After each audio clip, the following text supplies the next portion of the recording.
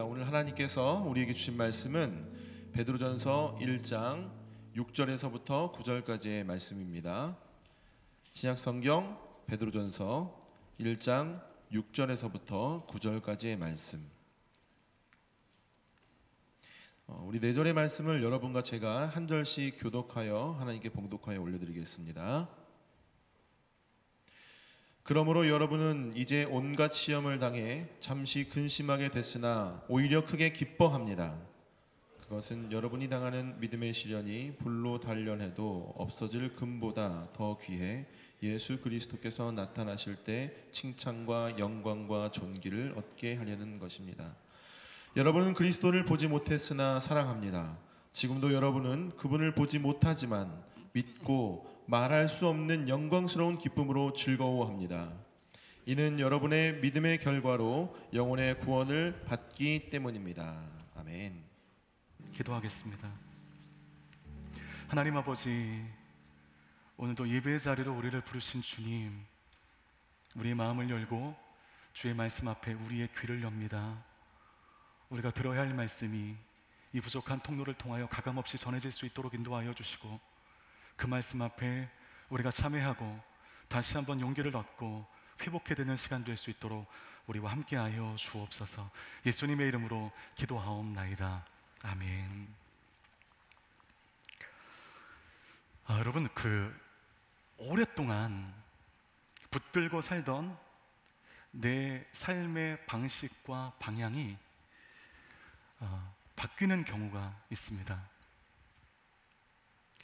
오랜 시간 속에서 가랑비에 옷 젖듯 서서히 바뀌는 경우도 있지만, 마치 폭풍처럼 한순간에 바뀌어지는 예도 있습니다.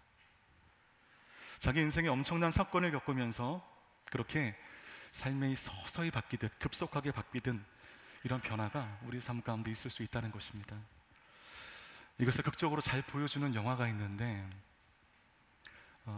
1939년 독일에게 점령당한 폴란드의 어느 한 도시에 독일인 사업가이자 아주 냉정한 기회주의자인 쉰들러라고 하는 남자는 유태인이 경영하는 그 그릇 공장을 인수하기 위하여 수단과 방법을 가리지 않습니다.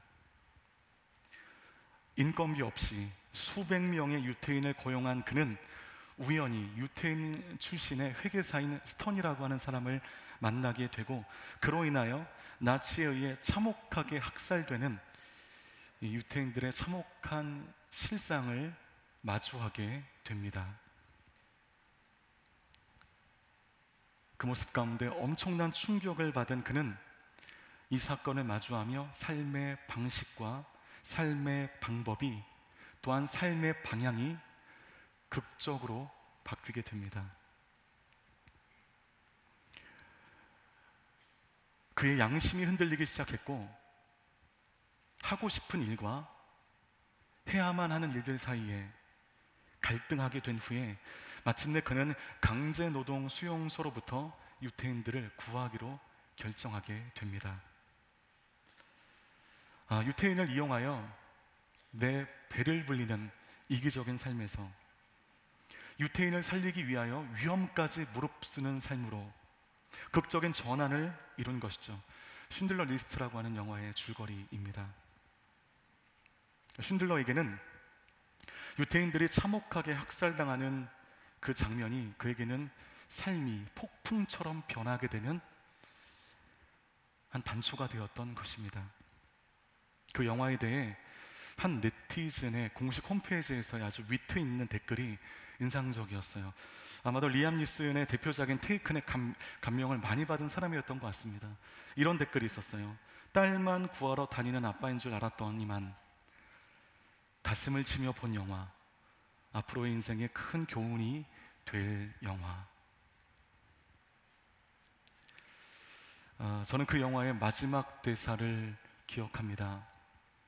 살리지 못한 유태인의 생명을 진심으로 안타까워하는 동시에 더 살리지 못한 자기를 진심으로 자책하면서 이 차를 팔았더라고 하면 10명을 더 살릴 수 있었을 텐데, 여기 달려있는 이 낫지 배지, 금으로 된 이 낫지 배지, 이것만 주었으면 2명, 아니 1명은 분명히 살릴 수 있었을 텐데, 그러니까요, 어떤 사람의 품에 안겨 흐느껴 울던 그 마지막 대사는 보는 이의 마음 가운데 큰 감동을 주는 명장면입니다. 피도 눈물도 없이 오로지 이익과 성공만을 위하여 달린 사업가의 삶의 방식이 이렇게 달라지게 되었습니다. 여러분, 우리 정치인들 중에는 과거에 견지하던 그 이념을 버리고 현재는 이 과거와는 전혀 다른 이념의 프레임을 붙들고 있는 그런 정치인들이 우리 주위에 적지 않게 있습니다. 저는 그분들이 이익만을 쫓아 옳다 하는 바를 바꾸었다고 생각하지는 않습니다. 그렇게 저는 비난하고 싶지는 않습니다. 아마도 오늘 쉰들러가 경험했던 것처럼 흐르는 시간 속에 개인의 삶에 어떤 큰 충격 사건 속에서 그가 걸어왔던 그 길을 거대하게 바꾼 것이라고 저는 믿고 싶습니다. 이렇게 어떤 큰 인생의 사건 속에서 우리는 붙들고 살아오던 지난날의 방식과 방법과 방향이 바뀌어지는 거대한 체험을 우리 삶 가운데 하게 됩니다. 작은 예수 40일 새벽 기도 기간 중에 광화문롤리스트가 끝나고 낯선 한 분이 저에게 상담을 요청해 오셨습니다. 입소문으로 광화문롤리스트에 가끔 나오시던 분이셨는데, 어림잡아 30대 후반에서 40대 초반으로 보이는 인근 교회를 섬기시는 분이신데, 그분이 덜컥 그 나이에 암 진단을 받으셨다고 합니다. 다행히 초기 암이라 생명에는 지장이 없어서 너무 감사했지만, 이 다가온 실제적인 고난 앞에 그분이 많이 흔들리시는 와중이었습니다. 그분은 이 상황을 머리로 이해하고 싶으셨어요. 그분 스스로 생각하시기에 본인은 신앙생활이 100점이라고까지는 말할 수 없지만 나름대로 열심을 내고 있었고 하나님 앞에 크게 일탈하지 않으면서 살고 있다고 믿고 생각하고 있었는데, 이런 나의 삶에 암을 덜컥 허락하신 이유가 뭘까라고 하는 매우 어려운 질문을 저에게 하신 것입니다. 이때는요, 얼버무리는 게 장땡입니다. 괜히 잘못 대답했다가 그분들에게 더 큰 상처를 줄 수가 있기 때문에, 이 판에 박힌 정답만을 읊조리기에는 그분이 현재 당하는 고난의 무게가 작지 않음을 알고 있었기 때문에 이거 어떻게 대답해야 되지? 어떻게 대답해야지 고민하고 있는데, 그때 전 목사라고 성령님께서, 저는 성령님이라고 믿습니다. 성령님께서 갑작스레 제 마음 가운데 해줄 말을 떠오르게 해주셨습니다. 제가 그렇게 위로했어요. 형제님께서 문제가 있으시거나 죄가 많아서가 아닙니다. 어쩌면 지금까지 살아왔던 형제님의 삶의 방식을 바꾸라는 하나님의 계시일 수가 있습니다. 사람마다 견지하던 삶의 방향을 바꾸는 것은 굉장히 어려운 일이죠. 이런 일에 하나님은 고난이라고 하는 도구를 사용하시기도 합니다. 대답 잘했죠? 네. 다행히 그 말이 그분에게 작은 위로가 되었습니다. 왜 하나님께서 이 순간 갑작스럽게 나의 삶에 병을 주시는가? 왜 하나님께서 이 순간에 갑작스럽게 우리의 집 가운데 가난을 허락하시는가? 여러분, 지금까지 살아왔던 나의 삶의 어그러진 방식을 바꾸기 원하셔서일 수 있습니다. 왜 하나님께서 이 순간 갑작스레 우리 사업 가운데 어려움을 주시고, 왜 하나님께서 갑작스레 내가 살아왔던 것, 내가 붙들고 있던 것들을 포기하게 하시는가? 내려놓게 하시는가? 지금까지 누렸던 모든 삶의 방식을 바꾸라는 하나님의 섭리일 가능성이 있다는 것입니다. 바꾸고 내려놓는 것이 고통의 과정이지만 내 영혼의 궁극적 유익이 되기 때문에 하나님은 그 일을 통해서 나의 삶의 방식과 방법과 방향을 바꾸길 원하신다는 것입니다. 종종 말씀드린 기억이 있는데, 저희 가문은 가족 역으로 여러분들이 고통당했거나 지금 고통당하고 있습니다. 그것에 저도 자유롭지 않아서 요새 바짝 이제 몸 관리를 하려고 하고 있습니다. 저희 아버님의 형제분들, 작은아버지 분들께서 특별히 당뇨로 고통을 많이 받으셨어요. 지금도 진행형이고요. 그런데 당뇨가 왔을 때, 당뇨 판정을 받았을 때 그 당뇨를 대하시는 자세가 제가 보기에는 매우 지혜로우셨습니다. 단욕 판정 받으시면서 그 상황 가운데 체념하지 않으셨어요. 바로 삶의 습관을 바꾸기 시작하셨습니다. 저희 집에 오셔서 식사를 하시면 아시겠지만 저희 어머님이 끓여주시는 그 음식은요, 예전에는요 진짜 되게 짜고 되게 매웠습니다. 간이 강했어요. 저희들이 그런 간을 되게 좋아했거든요. 엄마 음식 정말 최고야라고 얘기하면 어머니는 업되셔서 더 맵게, 더 짜게 하셨죠. 그런데 그렇게 해서 섭취하던 식습관을요 바꾸시기 시작하시는 것입니다. 채식 위주로 싱겁게 덜 드시기 시작하셨습니다. 그리고 치열하게 운동하시기 시작하셨습니다. 저희 아버님의 경우에 40대 초반에 당뇨 판정을 받으신 후에 오늘 토요일까지 하루도 빼지 않고 매일 2시간씩 러닝머신 위에서 달리십니다. 하루도 빼지 않고. 식사도 최대한 가려서 드시느라고 가끔 근처에 가서 아버님하고 식사할 때는 이제 재미가 없어요. 가려 드시고 조금 드시고 재미가 없습니다. 폭식과 과식을 하지 않으세요. 폭식과 과식은 제 삶에 살아갈 이유였는데 폭식과 과식은 더 이상 하지 않으십니다. 이렇게 관리를 하시니까 이 당뇨가 아버님의 몸에서는 길을 펴지 못하는 겁니다. 오히려 당뇨 판정 받기 전의 몸과 더 몸이 좋아지셨어요. 살이 빠지기 시작하셨고 배가 들어가기 시작하셨고. 솔직히 여러분, 제가 오늘의 교회 교육자로서 사역이 너무너무 바쁠 때는 한가롭게 이렇게 러닝머신 하시는 아버님을 향해서 제가 핀잔을 드렸습니다. 아버지는 담임 목사님이시니까 매일 2시간이나 눈치 안 보고 운동하시죠. 저는 언강생심입니다. 근데 그렇게 뛰시니까 아버님의 몸에 변화가 생기게 되었습니다. 건강해지셨습니다. 당뇨라는 일종의 어려움이 찾아오니까 이제까지 견지하던 삶의 방법들을 바꿈으로 그 위기를 돌파하신 것입니다. 바로 오늘 이 말씀의 내용이 그렇습니다. 고난 중에 있는 성도들은 늘 하나님께 이런 질문을 하죠. 이런 고난이 있는 이유가 무엇입니까? 그리고 이 고난이 언제 끝납니까? 그리고 이 고난의 의미가 무엇입니까? 그 이유와 시각과 의미를 고난 중에 있는 우리들은 늘 하나님께 기도하고 듣기를 원합니다. 근데 여러분, 이렇게 질문하지만 이 질문에 대해서 우리 하나님은 직접적으로 속 시원하리 많지 대답하시지 않는 경향이 있으세요. 어쩌면 우리가 못 들을 수도 있고요.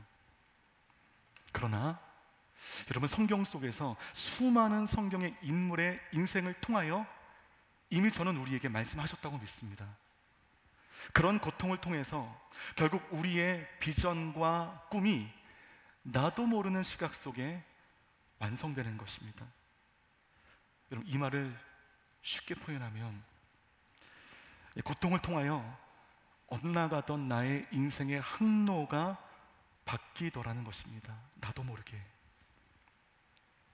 그래서 여러분, 항상 고난이 있을 때마다, 물론 저도 마찬가지고요, 하나님께서 나를 미워하시는구나, 하나님이 나를 심판하시는구나, 하나님은 나에게 관심이 없으시는구나. 여러분, 이렇게 생각해서는 안 됩니다. 물론 이 상황이 너무너무 힘들지만 그런 상황을 여러분 이렇게 돌파하셔야 돼요. 이제 나의 삶의 항로가 좀 바뀌려나 보다. 나의 삶의 방식과 방향을 우리 하나님이 좀 바꿔주시려나 보다. 여러분, 이렇게 생각하는 것이 고난에 대처하는 믿는 자의 바른 자세라고 저는 믿습니다. 하나님께서 인생의 항로를 바꾸실 때마다 우리에게 주시는 방식이 있는데, 고난이라고 하는 방식을 통하여 우리 인생의 항로를 바꾸십니다. 여러분, 금속을 강하게 만드는 방법은요, 지금 기술이 굉장히 많이 발전되어 있지만 원시적인 방법으로 딱 두 가지 방법밖에 없답니다. 첫 번째는 매우 뜨거운 물에 넣어 지독한 열을 가했다가 바로 꺼나요 아주 찬물에 넣는 행위를 반복하는 그 담금질이 금속을 강하게 만든다고 합니다. 또 하나 있어요. 아주 엄청난 압력으로 이 금속을요, 정신 못 차리게 두들기는 겁니다. 두드리면 두드릴수록 금속의 밀도가 견고해져서 강도가 세진다는 것이죠.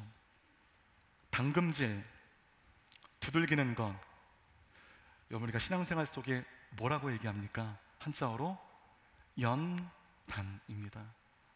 연단을 통해서 우리의 영적 밀도가 견고해진다는 것입니다.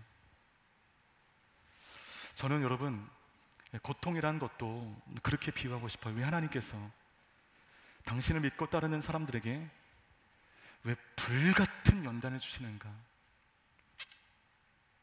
그 불같은 연단이라고 하는 작업을 통해서 내 안에 불순물이 드러나는 것입니다.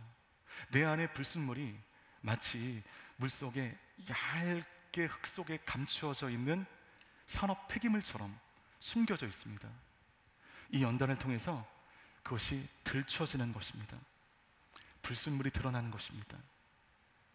왜 하나님께서 인생들을 이렇게 쉬지 않고 아프게 두들기시는가?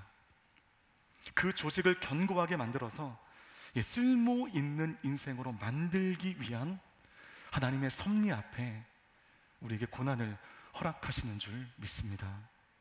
그래서 예레미야 12장에서 조국의 암담한 현실 속에 체념하고 체념해버린 예레미야가 하나님을 향하여 왜 의인들은 이처럼 고통당하고 왜 악인들은 이처럼 형통합니까? 조금은 악에 받쳐 하나님 앞에 무례하게 질문하는 그 질문에 대해서 하나님은 그렇게 말씀하시죠. 나는 네가 말과 경주하는 사람이 되길 원해. 나는 네가 요단 강변의 위험한 물살 속에서도 능히 견디는 인생이 되길 원해.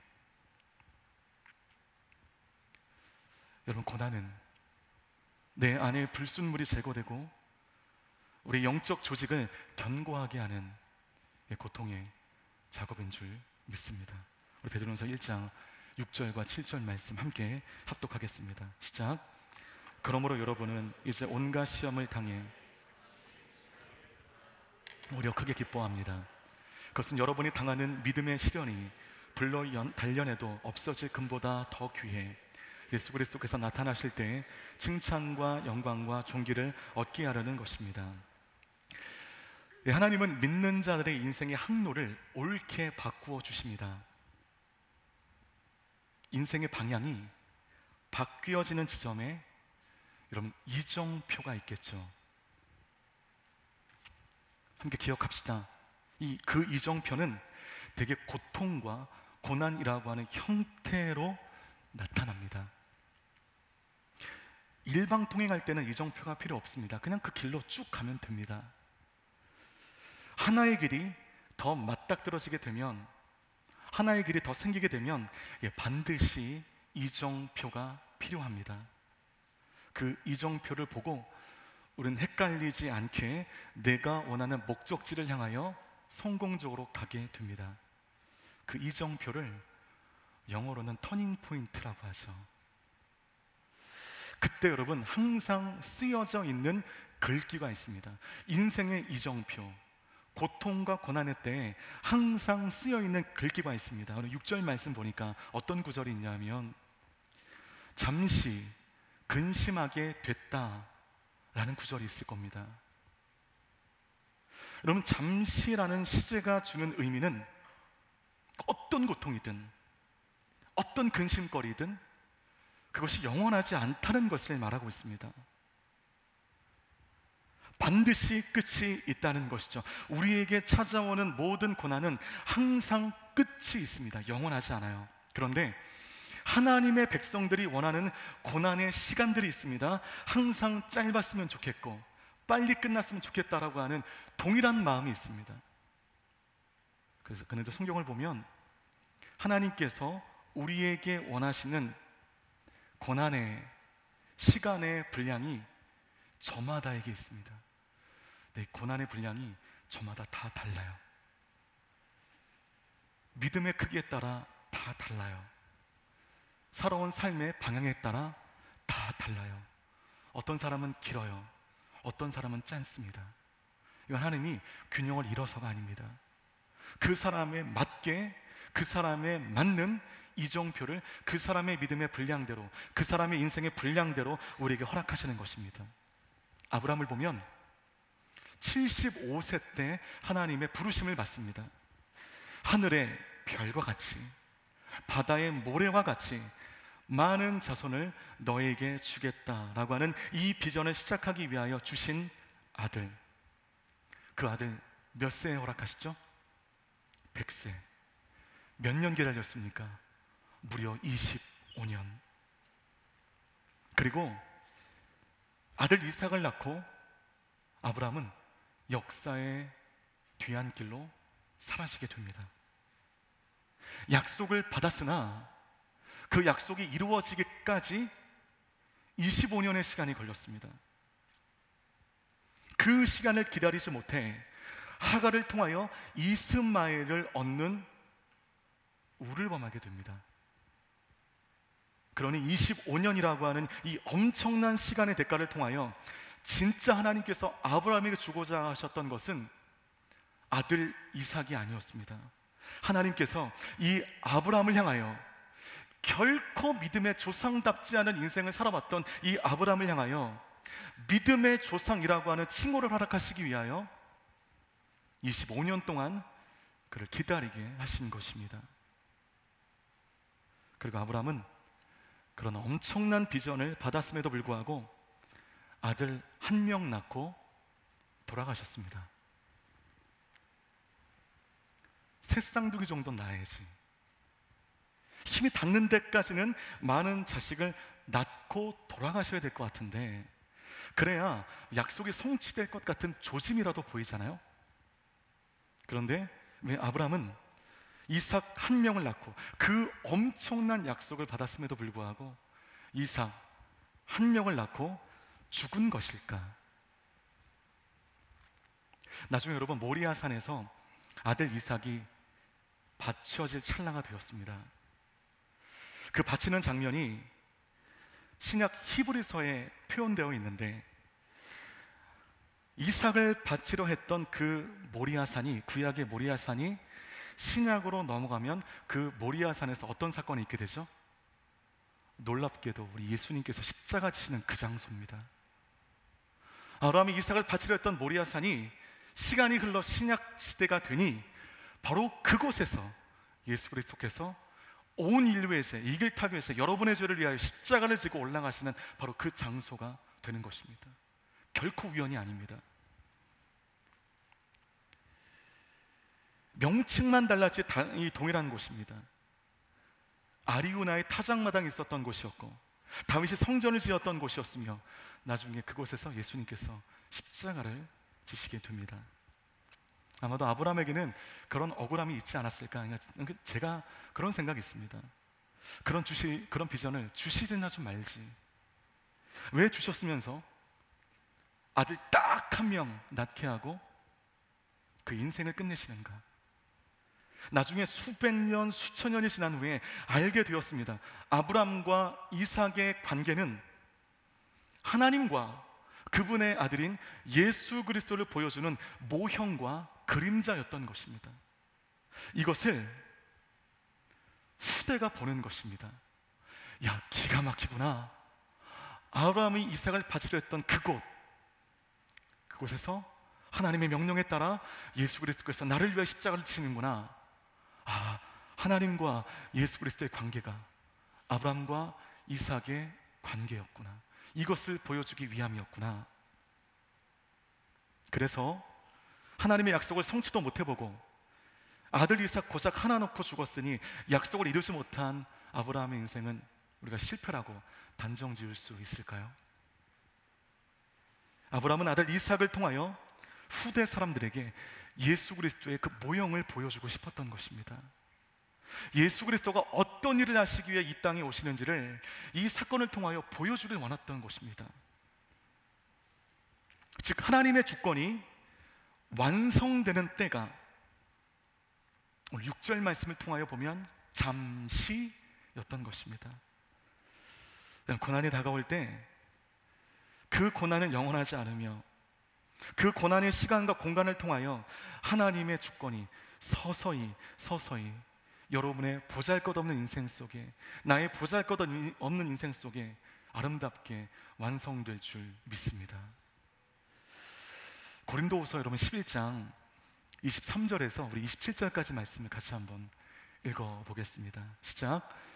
그들이 그리스도의 일꾼입니까? 내가 정신나간 사람처럼 말합니다만 나는 수고도 많이 하고 매도 수없이 맞고 감옥살이도 많이 하고 죽을 고비도 여러 번 넘겼습니다. 유대 사람들에게 40에 하나 감한 매를 5번이나 맞았고 3번 채찍으로 맞았고 1번 돌로 맞았고 3번이나 파산을 당했고 밤낮 꼬박 하루를 바다에서 헤맨 적도 있습니다.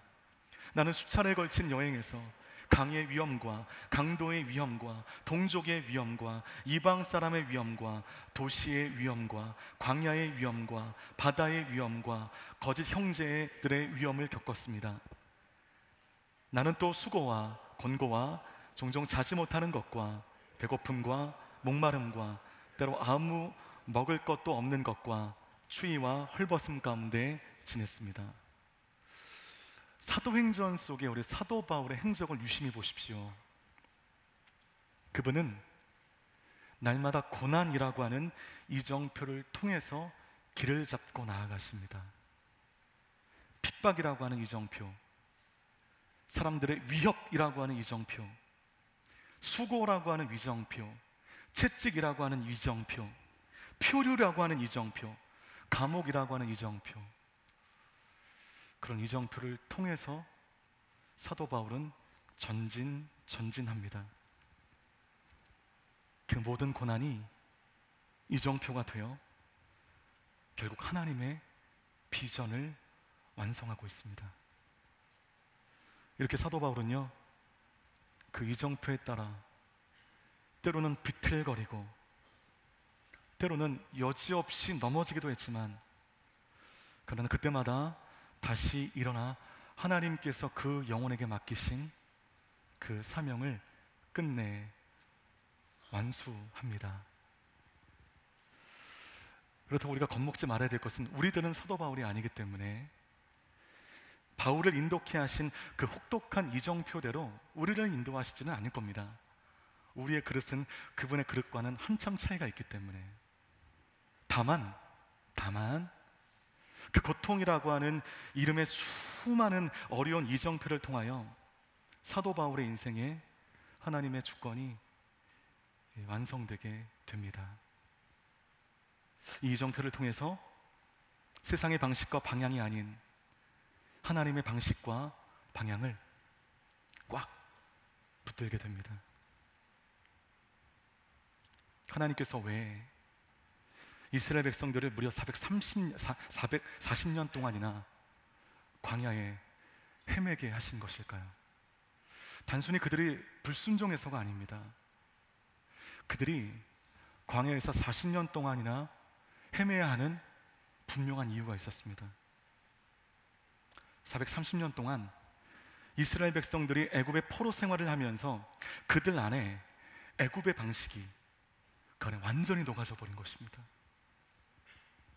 그래서 40년 동안 소위 광야의 뺑뺑이를 통해서 수많은 어려움과 전쟁과 기갈 속에서 하나님 말을 바라보는 그 방식을 철저하게 배우게 된 것입니다. 지나간 애굽에서의 이정표를 다 부셔버리고 새로운 이정표를 붙들기 위한 고통의 작업이 광야 40년의 시간이었습니다. 그들 속에 존재했던 그 모든 노예 근성을 제거하는데 무려 광야의 40년의 인생이 필요했다는 것입니다. 그런데 여러분 아시잖아요. 그들 속에 이 애굽의 노예 근성이 본질적으로 제거되지가 않았습니다. 애굽을 쫓아요. 애굽에서 있었던 그 삶을 추억합니다. 향수합니다. 세상의 방식을 버리지 않아요. 그래서 하나님은 그 광야에서 여호수아와 갈렙을 제외한 1세대를 모두 죽이십니다. 그리고 새로운 세대, 즉 애굽의 방식 가운데 물들지 않고 새로운 이정표를 붙들기 위한 어떤 선입견과 어떤 편견도 없는 새로운 세대로 하여금 하나님이 약속하신 그 가나안 땅에 들어가게 하십니다. 아무것도 없는 광야에서, 정말 아무것도 없는 광야의 한복판에서 구름 기둥과 불 기둥으로 민족들을 보호하시죠. 필요할 때, 배고플 때 메추라기를 보내주시고, 그 밤에 다음날 먹고 살 방법이 없어 줄인 배 부여잡고 두려움 속에 눈을 감고 뜨면 여지없이 만나가 와 있습니다.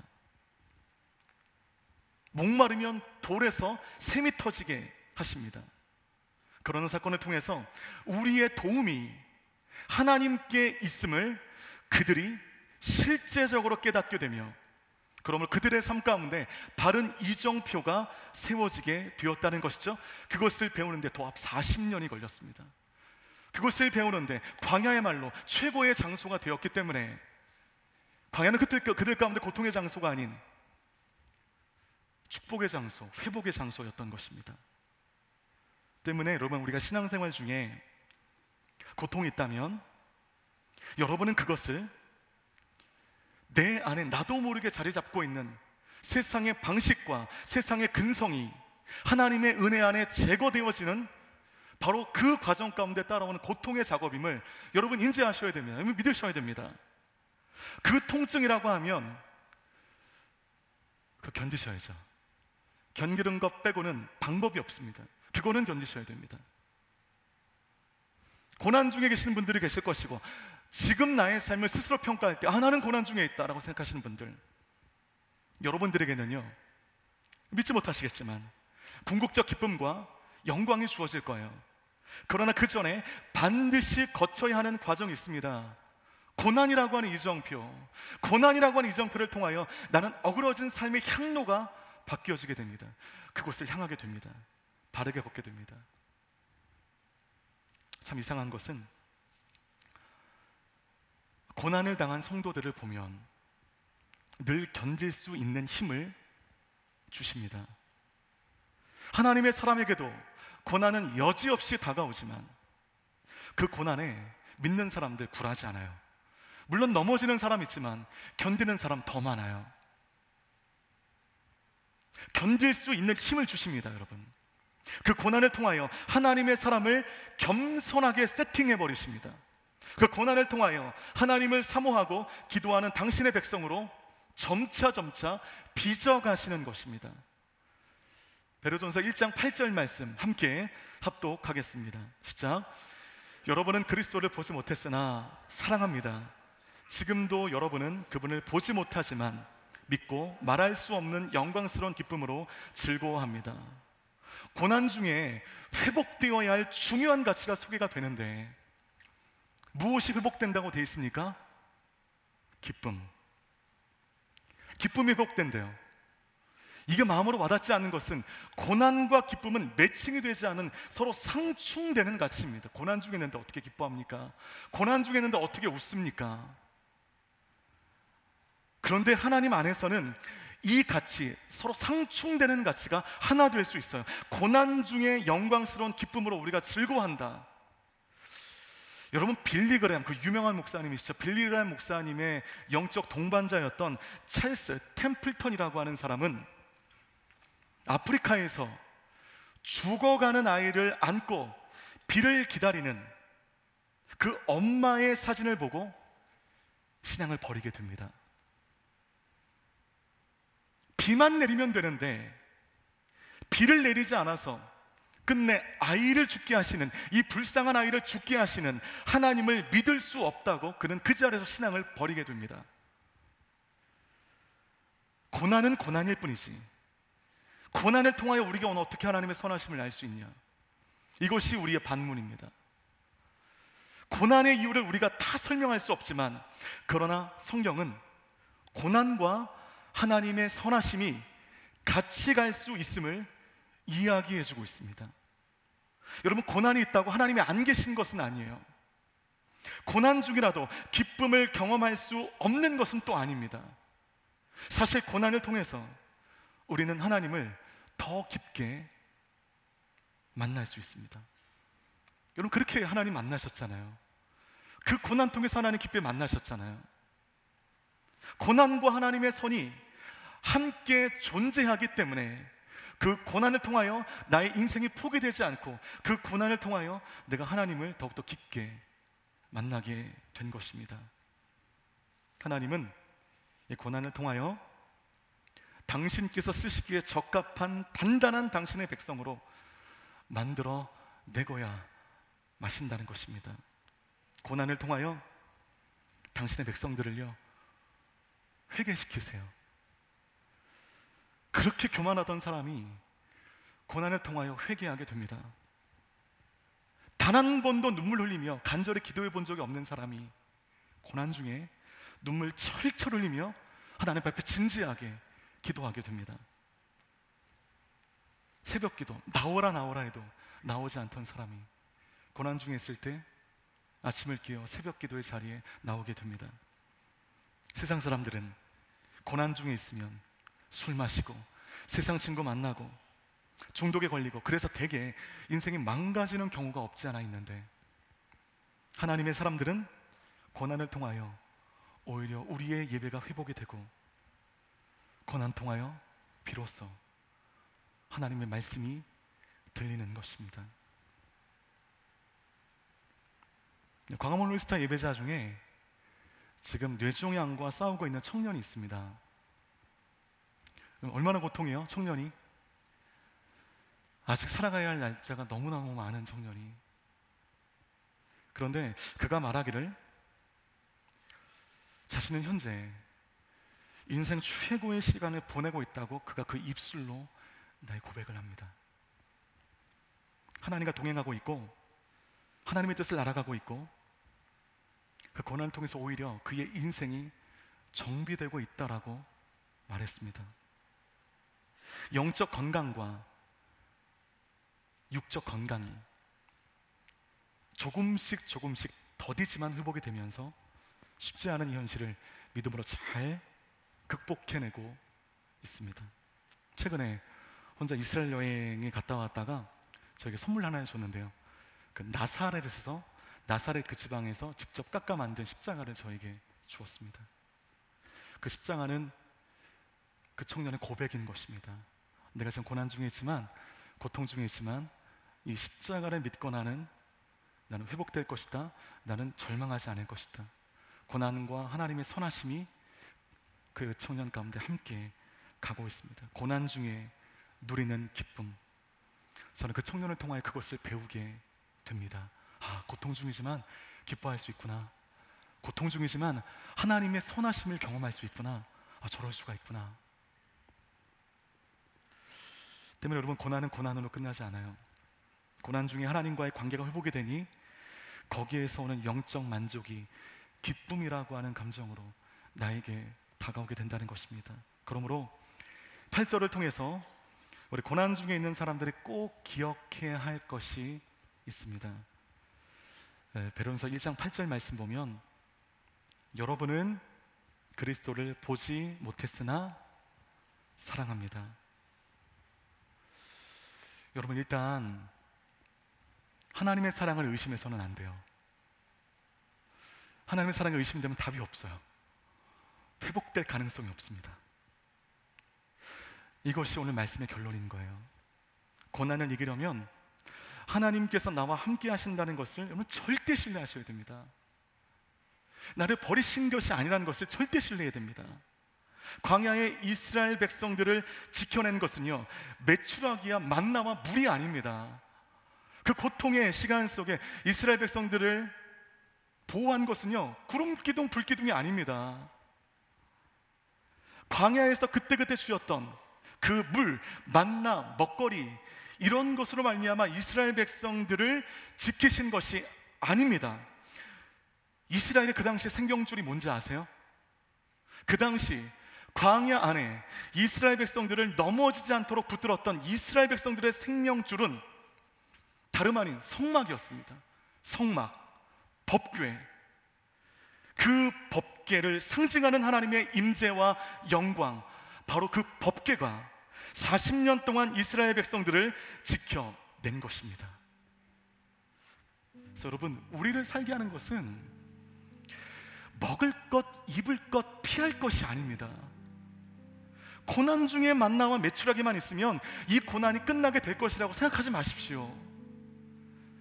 여러분이 바라는 그 기도의 제목들이 응답되어지면 나를 지독하게 짓누르던 이 모든 고난이 떠나갈 것이라고 생각하지 마십시오. 때문에 고난 중에 만나와 메추라기를 달라고 기도했던 그 기도를 이제 우리는 멈춰야 될 줄 믿습니다.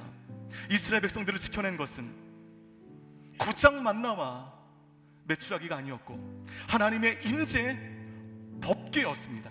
법궤가 있었기 때문에 그들은 광야 40년 동안 안전할 수 있었던 것입니다. 그 하나님의 임재가 저와 여러분의 인생을 지켜내실 줄 믿습니다. 그것을 고백하십시오. 그리고 하나님의 사랑을 여러분 의심하지 마세요. 그 고난조차도 하나님께서 허락하시지 않으면 나에게 올 수 없음을 믿으십시오. 고난을 허락하셨다고 한다면, 하나님께서 하나님의 뜻 가운데 나에게 고난을 허락하셨다고 한다면 그 고난이 우리 하나님의 백성들에게 반드시 유익이 될 줄 믿습니다. 그 고난이 여러분의 어그러진 인생의 항로를 바꾸는데 결정적 도움과 결정적 은혜가 될 줄 믿습니다. 혹독할지라도, 아무리 어려울지라도 하나님이 허락하시는 고난은 이정표 되어 우리의 길을 밝혀주는 하나님의 방법이 되게 될 줄 믿습니다. 고난 중에 있으신 분들 안심하세요. 그거 영원하지 않고요, 여러분의 믿음의 분량대로 그 고난은 진행되어지되 그 고난을 통하여 여러분 소진되는 게 아닙니다. 그 고난을 통하여 내가 발견하지 못하는 아주 미묘한 그 과정을 통해서 우리의 인생의 항로가 바뀔 것입니다.